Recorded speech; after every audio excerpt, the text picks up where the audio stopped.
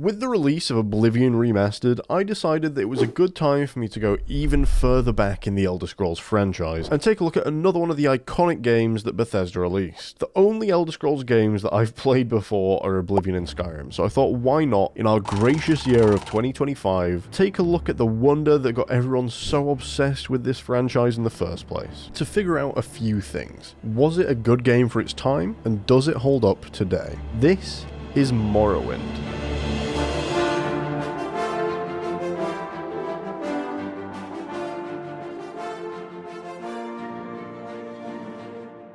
Loading in, we're hit with a strange cutscene that tells us we've been taken from a prison and shipped across to a different country, to then be greeted by a man screaming in our ear. Wake up.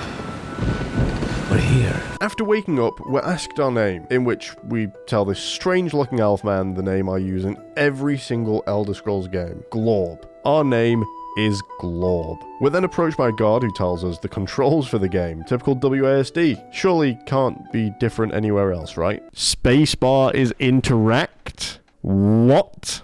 Head down to the dock and it'll show you to the census office. As we walk down to the docks to speak to the man about choosing our race, we're rudely interrupted by one of the biggest fleas I have ever seen in my life. Like, seriously, look at this thing. It's disgusting. We chose Argonian because they look funnier than the rest and basically changed nothing about it. We got told to choose our class. We went with Acrobat because why not? And we were apparently born to the serpent sign. What do you mean right-click for menu as always? What kind of backwards-ass society am I playing a game from right now? Okay, the controls are very odd, but that's something that I'm sure we can get used to over time. Nothing too crazy. Picking up the dagger on the table like we're told to, we head outside where we're given a map. We loot a barrel and speak to Captain Gravius, who tells us we need to make our way to Balmora, and also to go to the trade house. And with that, the tutorial was leaving us behind to fend for ourselves with a mission to move forward. The shopkeeper in Ariel's trade house didn't have anything too crazy, but we bought a shitty bow and some shitty arrows, not quite knowing what the combat was going to be like. I walked up to the man next to the giant flea and asked if he'd take me to Balamori, and he told me that I'm broke and I need to grow up. So I kept my composure and walked away reading all the signs we came across, because for some reason there are no quest markers in this game. Everything you do has to be from following the journal. On our journey we came across a little maggot looking creature, and when I tell you it took way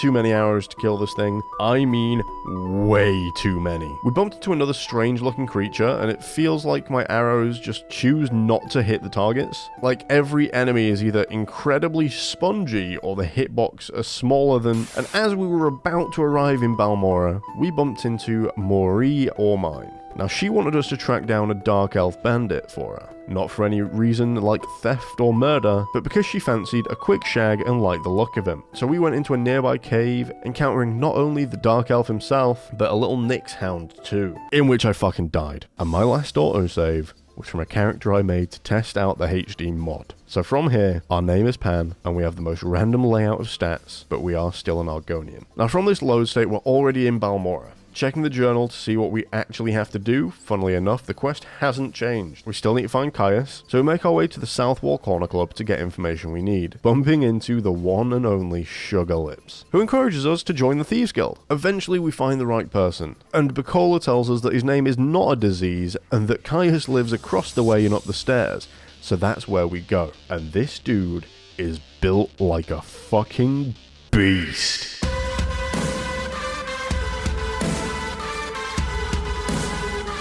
Turns out Caius is just an old man with a skooma problem, and a member of the Blades. And after giving him the package we've been told to deliver, he wants us to join them. And to do so, he gives us 200 gold, tells us to get our shit together, and that we need to join another guild like the Fighters, Mages, Imperial Cult or Legion, and climb their ranks. Me being the typical caveman brain, decided it's best for us to join the Fighters Guild. So we tracked down that guild, got a new hat, a big axe, and received our first job as a fighter: kill the rats. Feels vaguely familiar. We cleared the bedroom like a pro, and then I got confused as to where to go, and some geezer pulled up trying to kill me. I fought back, hit the person I was working for, and inevitably died, because I am not very good at this game. Reloading again, we took care of the rat in the bedroom again, went upstairs to take care of the rest, and this is where I started hating the combat. Because what do you mean I swing a massive axe at a giant rat several times and don't hit it once?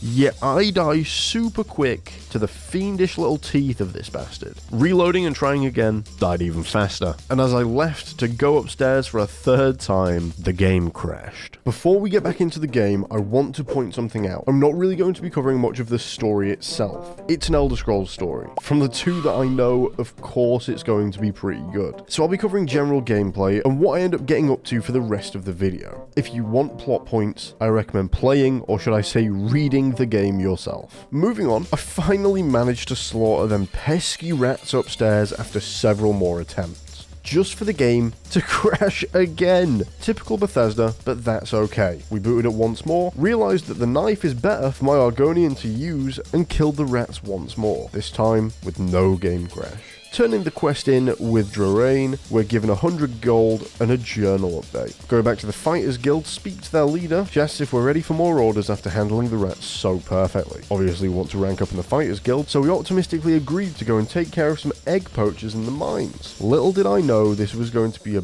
big mistake that cost me over 45 minutes of gameplay. So first, the issue of finding the mine. It tells you where it is, west of the Odai River. Where is the Odai River, you may be asking? Good question. I was asking that too. Luckily, we did find the mine pretty fast. A lot faster than I anticipated, considering the huge lack of quest markers and location names. The issue then became what happened in the mines. Not only were they filled to the brim with the tooth-filled flashlights, but the actual quest we were given seemed impossible. Once we made it down to the Queen's lair, we stepped inside to be greeted with one of the flashlights I mentioned before, and two dudes sprinting at me as fast as they possibly could. It didn't take too long before I was dead, and my stupid ass forgot to save. Oh, we lost all the progress we made since the rats, so we had to kill the rats all over again. Inevitably, we made it back to the mine, and before we stepped foot in the Queen's lair, we saved the damn game. We couldn't be having this issue over and over again. I am surely not that stupid. This time the fight with the two poachers went a little different. Somehow I managed to make them split up, making them a lot easier to deal with, and actually took one of them out. You can actually hear the shock in my voice after I do.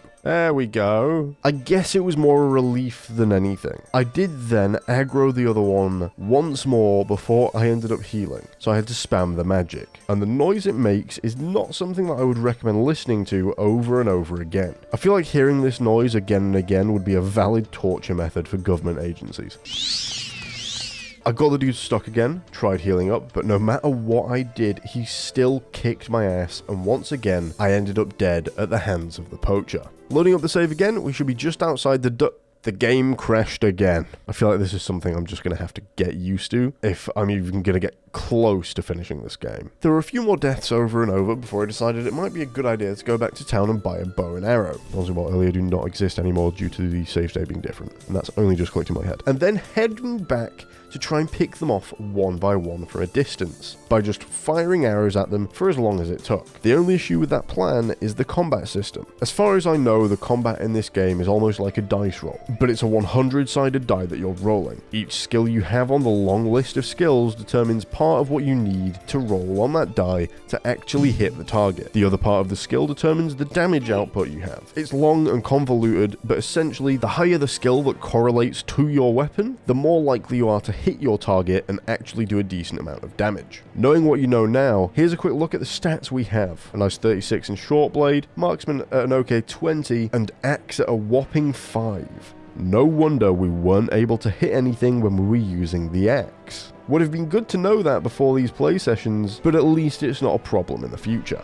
After visiting the local merchant, we bought ourselves a chitin sword, good for our short blade stat, a bow, and a very naive amount of 100 arrows. I still can't believe I thought that'd be enough to take out 2 different enemies with a 20 in marksman. We head back to the mine, new weapons in hand, ready to take on these 2 poachers finally, and this time we got one trapped behind a rock. So we could just stand there and spam arrows into them, gradually hitting them until finally they died. Now time for poacher number 2, and we had him stuck in a really precarious position on a rock.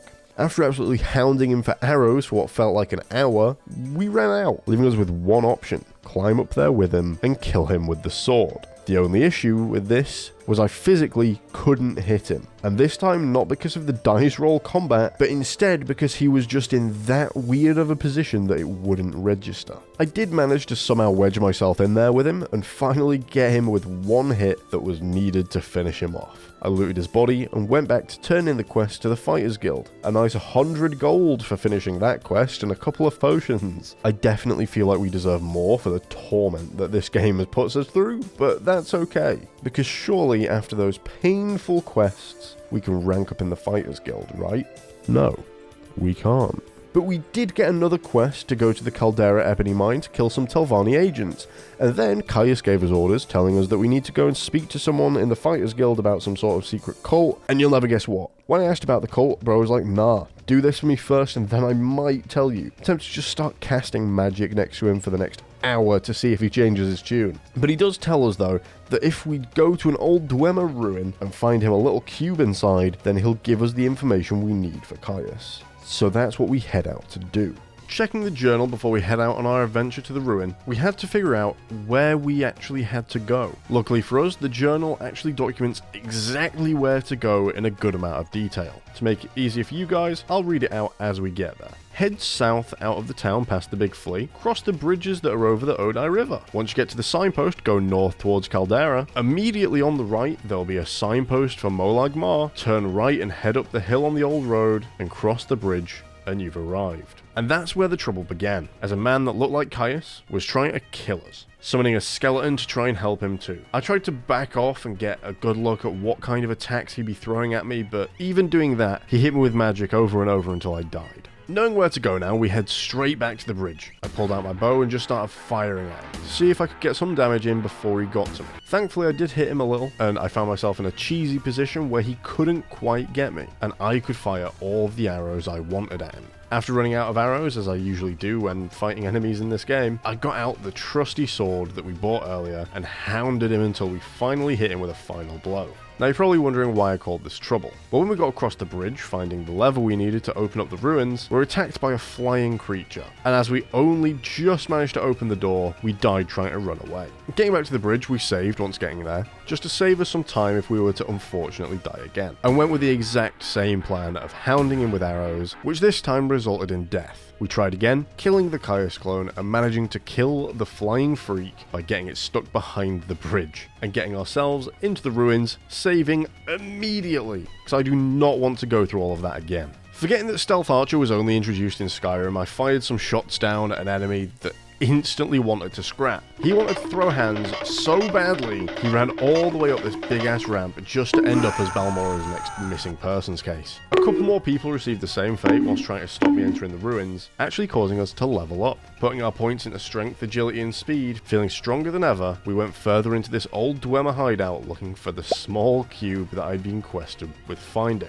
However, the only thing I could find was hands, so after sending more bandits to meet God, we saved our game as another is running towards me. Luckily, we sent him packing with his friends, finding our way to a small broken bridge which we couldn't jump across, and we died in the magma below. Preparing for combat on our load state, we took out this one dude and made our way back to the broken bridge, just to see if there was any way of getting across. Whether that be by actual pathways or by cheesing the hell out of it. Turns out we can't, and we died to the magma again. We decided to explore a different route, finding more and more enemies, defeating them, and still not finding this small cube. That's when we bumped into this spear-wielding woman who fucked me up so fast. So we left the area, waited to heal, and went back in to see if we could beat her. And she just killed us. So we tried again, trying to run past her and narrowly avoiding death, until I opened a trapped door and died anyway. Finally, I went through every single weapon in my inventory, finding the best one I owned, and tried one last time. That's right, we did it. We finally beat her using the Tanto that we found somewhere along the way. Perfect time to save the game because I do not want to fight her again. Now we could heal up and actually get through that trapped door and see what's through that. And it was just a loop to somewhere we'd already been before. There was nothing past that horrific fight. It was actually just a waste of our time and our HP.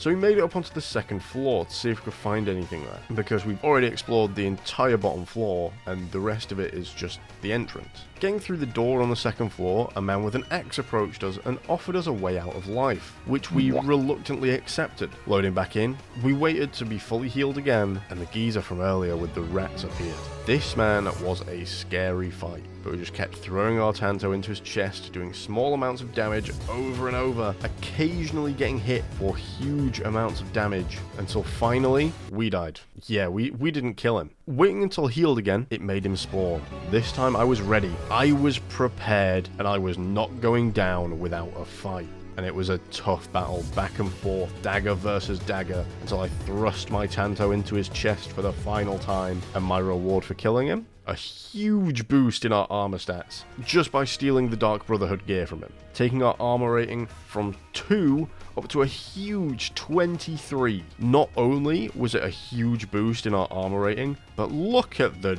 Now we were ready to take on the axe wielder in the room, and this fight was now easy. Look at how little the amount of damage was that we took the entire time we fought. That's how much easier this game was about to get, all because of the Dark Brotherhood guy getting whooped. And right next to the body of the Axeman, a small cube on a shelf. And it was exactly what we were looking for. On our way out, we used the weight to heal again, and it turns out we actually leveled up for a second time. Great thing for us, now we're beefy as can be. We also encountered one of those weird flying things on our way out, and feeling strong as hell, we beat the shit out of it with no issue, taking barely any damage in the process. Making it back into town and to the bottom of the Fighters Guild, we hand in our quest. And with that, Hasfat gives us the information that we need about the cult that Caius is looking for. However, giving this information to Caius wasn't enough. We now needed to go into the Mages Guild and complete another quest for someone else. However, this time, we were given a sword called the Fireblade to do so. This quest was to go to the Andrano Ancestral Tomb to find the skull of Lavul Andrano